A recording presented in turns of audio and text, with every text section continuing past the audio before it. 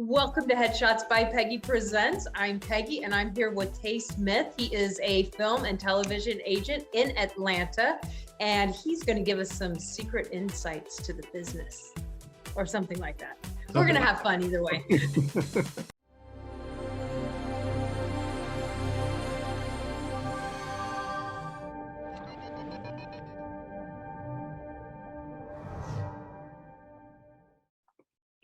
Hey, Tay, thanks for coming on today. Thank you for inviting me. I'm really honored and I appreciate it. Well, I'm glad we finally made this happen. We've been trying for a few months, but we finally made it happen. So I'm excited. Absolutely. I said, I'm not going to miss it this time. That's just a no-no. So, so I'm ready to rock and roll. Yay. So tell me how you ended up becoming an agent. Like, what was that path? Like, what was that journey? You know what? I started off in the music business, managing in the music business. And, I was right at that time where, free downloads started to happen in the music business. I grew up in it a little bit because of my dad. So right when that happened is when I became of age, and the record sales and how it was managed started to go downhill. So at that time, which is now my business partner, Chris, we had the idea of, let's take some of these music clients and turn them into television and film folk. And the first, let's say 3 to 4 people were highly successful right out the gate. And we kind of leveraged our relationships. And, once we got to be, I should say, television and film managers, we realized that we wanted a little bit more power, it should so to say, and able to see everything, put your hand on everything, how to close deals and all this other stuff. And, that was becoming an agent. And because of the success that we had out the gate with some folks that, you guys might be, privy to now, I guess it was just perfect timing. We linked up with an agency that was already well established. And, they were looking to develop their LA branch right at that time. So we came in, got a very, very quick learning curve. And we were off to the races with being agents and things like that. That's awesome. So what do you think? Do you think actors need a manager? Like, how much representation is important? Is it case by case? Is it where you're at in your career? What advice would you give on this? Because that's something I think people ask me more than anything else is, yeah, I need to get a manager. I need to get a manager. Yeah, you know what? I think it's case by case. I think it depends on where you are in your career. That's a pretty controversial topic. I try to speak the best into light, but in my opinion, I think the two best times to have managers is if, let's just say, if you're starting out and you don't know the basics whatsoever. You don't know where to get good headshots. You don't know what acting classes to go to. You don't know not to randomly just walk up to an agency or whatever it may be, and you need someone to kind of show you the ropes, and you don't have anybody in your family or your friends that are already established. Then I think it's time to get a manager that is willing to kind of grow you and take you through the steps and the processes of the industry, so to speak. The other time that I think it's important to have a manager is when you're in high demand, because I see that on a regular, and it gets cumbersome. And with a manager at that level, you really want to match with somebody that you firmly believe is going to make great decisions. Obviously, I encourage all actors to be a part of their business, just in general, know exactly what everything means, what this percentage means, what your contract actually says. But also you want to be just focused on being the artist, being the actor, and not having all of that pressure on you to do everything. So that's when you bring in the manager. So we have some celebrity clients to where, they might have, 5 movies trying to get them at the same time, or you have this endorsement deal versus this endorsement deal. which one is going to be the best for you, you know? So that's when I think it's very wise to have a wise manager alongside of an agent to help you make those decisions to push your career forward to it so that it can last. But people also need to realize that there are no schools to go to. Like pretty much anybody can say, I'm a manager. Correct. Yeah, very So true. do your homework, Very true. do your research. That's all Um, that's in the same network of, and I hate to say that too, but you know, you're an acting coach, you know, everybody, you know, at this point, I think they look at it for financial gain, some mhm. people. And then you have some people that are actually very skilled at being an acting coach.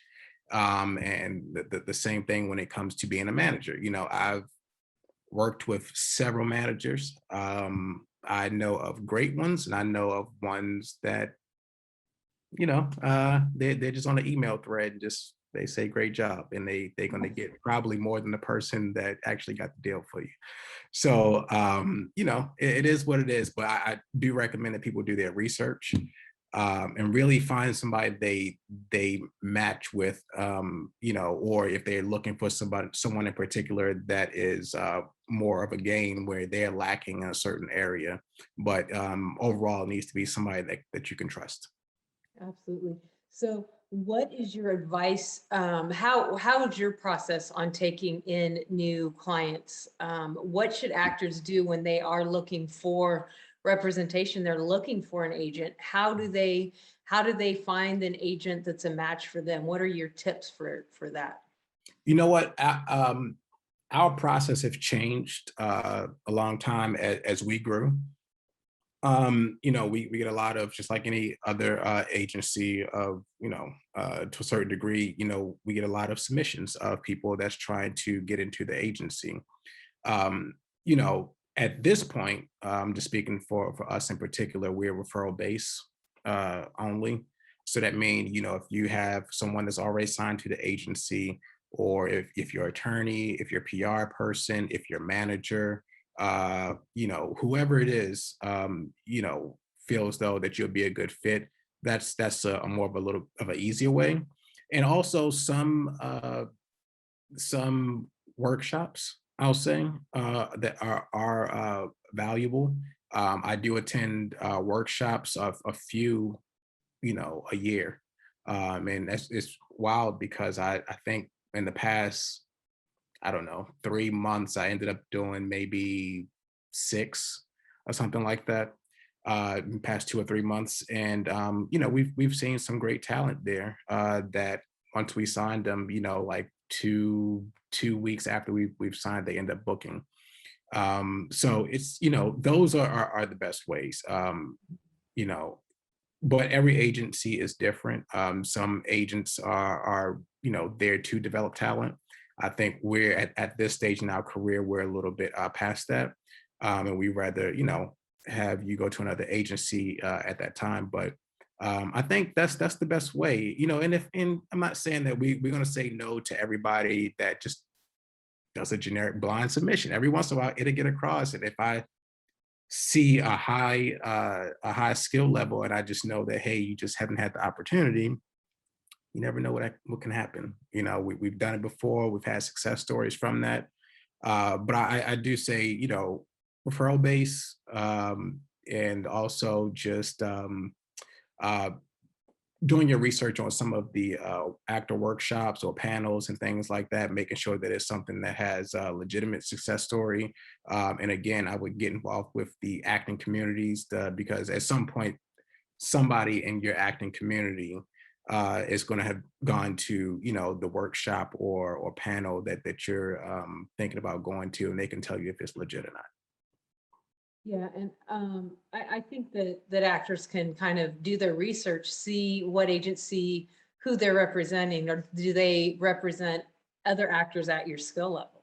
You Correct. know, That's are very they, true. you know, because if you're just getting started and you're just happy to say, here's your water, sir, you're not Right. going to want to go to one. You know, you need to find an agent that's got the relationships with those casting people that are, you know, because That's You're true. not going to do me any good if you don't have the relationships with that I need for the level that I'm at. So Very true. I Very think, true. yeah, it's finding Yeah, that. That's I think that would help out a lot of people if they did their research instead of letting the excitement fluster them just right. from doing so. I think if they did their research, it you can kind of gauge where the agency is, sort of like if they are a developmental agency, if they're a mid-level agency, or if they're like the top, 5 agencies or something like that. Um, just by going to their whatever their public roster, even though I call IMDb the public roster, even though that's not always as accurate because some people don't add themselves, and sometimes we forget to add them to IMDb, even though we represent them. So all of those things are a factor. But yeah, no, doing research will help out a lot. And we're in the age of social media now. I tell people all the time that if you see someone on there, like on IMDb, and you really want to get their true opinion, reach out to them on social media. Just ask them a generic question like, "Hey, have you had success, at this particular agency? Would you recommend them?" I wouldn't necessarily reach out to anybody that you're in their direct category. They're probably gonna give you the answer, or they probably just gonna say bad, bad, bad, whatever. But go in the opposite category and reach out to someone if you have luck making contact. Then that's a good way to find out as well too. So for you, do you represent a lot of people that are like really similar, or do you try to just have like one or two, this age group, this look, one or two, this age group, this look? How do you, for your agency, how do you manage that? Yeah, most of the time we try to stick with 5, no more than 6 and below in a certain category. Uh-huh. So that's age range, that's ethnicity, and even though depending on what the ethnicity is, the actual skin tone. So we break it all down, just so that if we're called upon for anything, we will have things that Got it. we can fill the gaps, and we feel confidently about who we're putting in. And a little secret is sometimes casting directors have the ability to view your entire roster. So one thing early on that I realized is that they could do that. So there would be some people that we weren't as confident in. So they would go and just off of look, because the casting director is pretty much telling you, um, look, we believe in you as an agency. We know you're not going to bring anybody in that's not, halfway decent or good or above. So we know if we need a specific look, then the skill set is going to fall into place. So once we started seeing that, every once in a while, not all the time, it's rare, but every once in a while they'll go in and they'll select specific people for something and Mhm. ask, "Hey, can we see this person?" Um, they would usually pick the ones that weren't good, as good as the people that we would probably have put in, and then they probably wouldn't get it based off of skill level. So that's was one of the things that was the deciding factor for us. And make sure you're confident in everybody that you bring in. That's really a good point. And that's back to make sure that your agents have the relationships, because Yeah. the casting directors, you build a relationship with the casting directors and they trust you Mhm. because you're helping them do their job. Hey, I got this person you looks good, and everybody that I send you is top notch. So this is always good to really, those relationships are, actors need to have good relationships with their agents that have good relationships. That That's 100%. It's a group or team effort for the most part. I always say for mainly you're getting an agent for number one, their relationship that they have with casting directors or producers just in general. And also you need our license to broker the deal. You need us to be able to close the deal. Most managers are not licensed and bonded to close deals, so that's why they'll defer to the agent for the most part.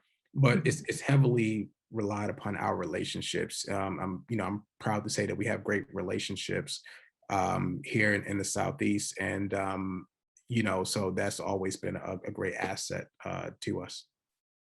absolutely. So You also mentioned like that you have some celebrity clients or working with celebrity clients. What's the difference between a celebrity and an actor? Because I think some actors think I want to be an actor because they want to be a celebrity, and that's not always synonymous with one another. It's not. It's not. It's not. Um, you know what? It's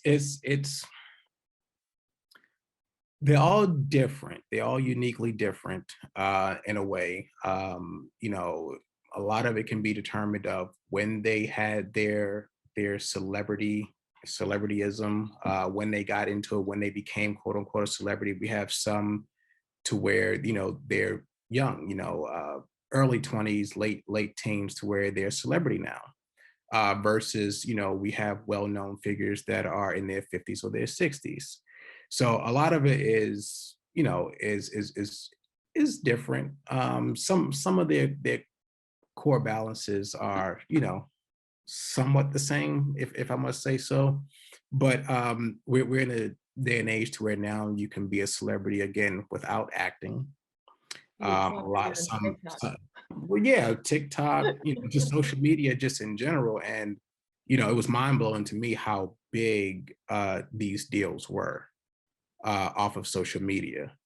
And so until we're negotiating offers for our celebrity clients, and I see the numbers that they're saying that they're going to give just for someone to post one picture, and you don't have to keep the picture up.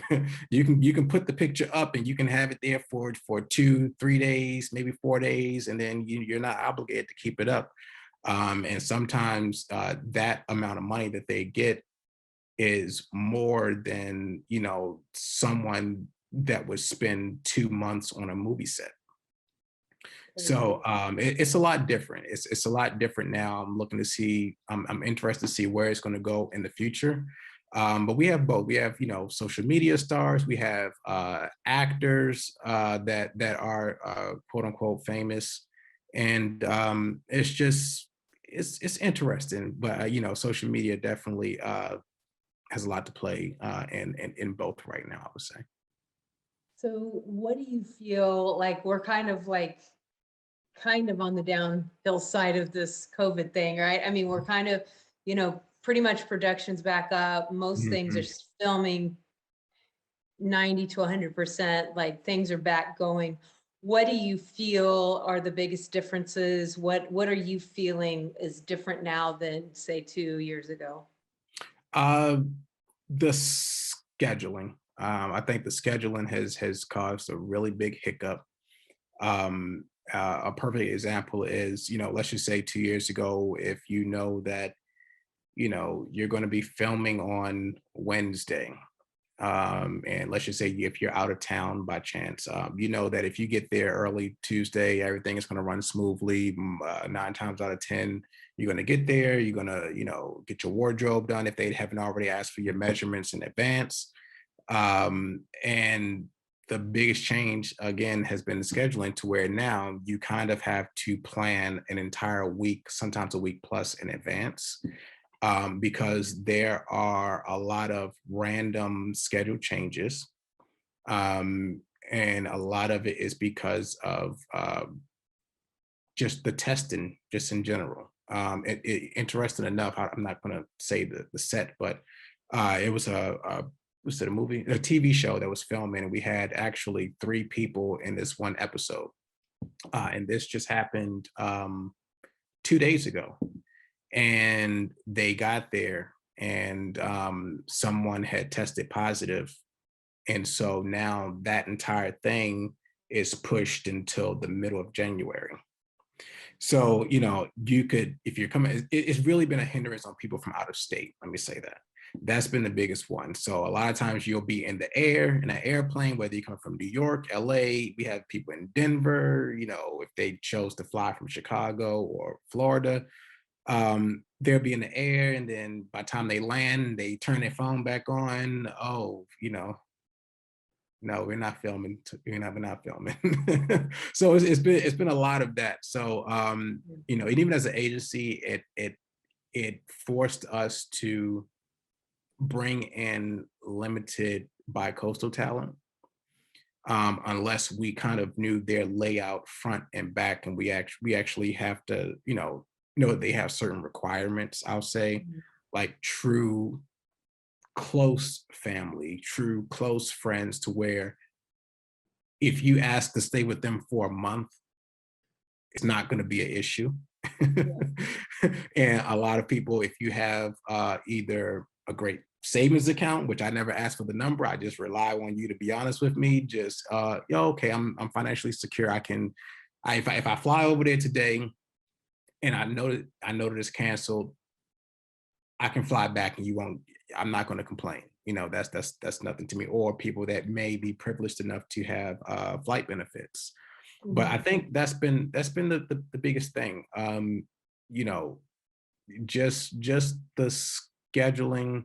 There also been instances, I should say, to where um, productions are having to keep backups on notice.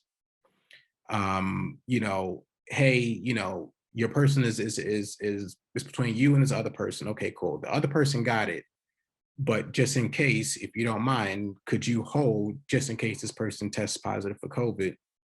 Then you're going to be out selection. Don't be offended, but you're going to be out selection. You're definitely second choice, but Right. Don't be offended. don't Just be kind of, offended. yeah, They yeah. we We're picked not the other guy, but he might be, right. So, it's things like that. I think, and I've been guilty of getting into some scheduling hiccups because they've all collided. Yeah. And this was it last year? Uh, the end of last year and in the beginning of this year. It was the beginning of this year where they collided, to where this one person had three different projects that they booked, and all of them were a month apart. And But they still ended up. they ended up, because of COVID, they ended up coming together and colliding to where now, I'm looking like the bad guy for a second. But now we have to put all three productions in contact with one another, and they have to figure it out. So scheduling is Wow. the biggest issue. Scheduling it, yeah. I Mhm. know it's like, you've got to get your test 72 hours before and the day of, wardrobe and then another test and then day of set and then another test. And that, Yep. it's Yep. a lot, but I mean, thank God that we have that. Thank God that we can do Yeah. that and that we can go on set and be as safe as we are. I feel like that's, I know that we make a lot of choices based on, well, um, we don't want to go do this social thing because it may put us at risk because True. then we don't want to risk, even though we're fully vaccinated, we don't want to risk a positive test that's going to throw a hiccup in a whole entire production, not just our financials, but a whole entire production, Yeah. is going to be put, you're going to have to run around and everybody's going to have to run around to fill that. So Yeah, it's absolutely. crazy. My girlfriend is an actress, and it's been plenty of times where either she had booked a project or she was on a veiled check. And I'm thinking, I'm gonna go to this baseball game. No, you're not. Oh, so you going to the baseball? Okay, okay, cool. I'll see you, days after I finish shooting or whatever it may be. So a lot of that stuff you kind of have to think about now, Yeah. attending certain events. And it's an uptick right now. It's wild because today I had three individual people reach out to me today. They don't know one another, and all three have COVID. They just came down with COVID. So I'm seeing an uptick. Obviously, this is traditionally flu season, just in general. Yeah. I am seeing an uptick over the past few weeks of people that I know that are coming down with it.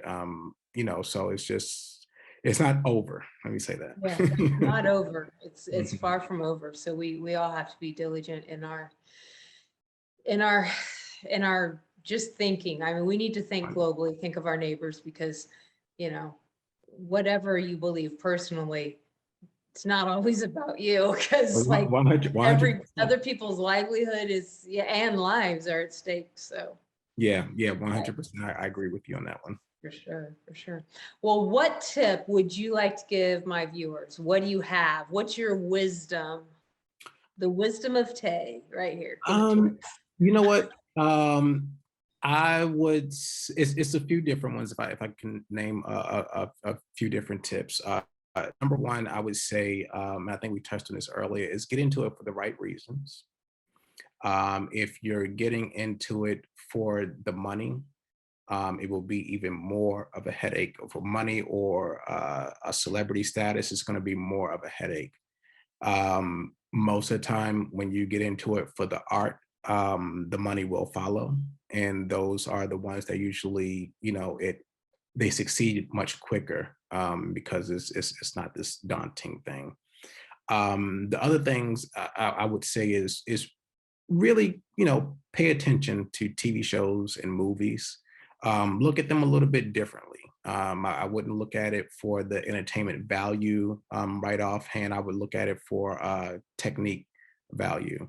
And an interesting, you know, I want to say trick I've kind of noticed, and I was able to share with people that's actually helped them is, if you're getting into it, go on YouTube and search movie, whatever movie, I don't know, whichever movie, it could be Spider-Man, but look at their B-roll.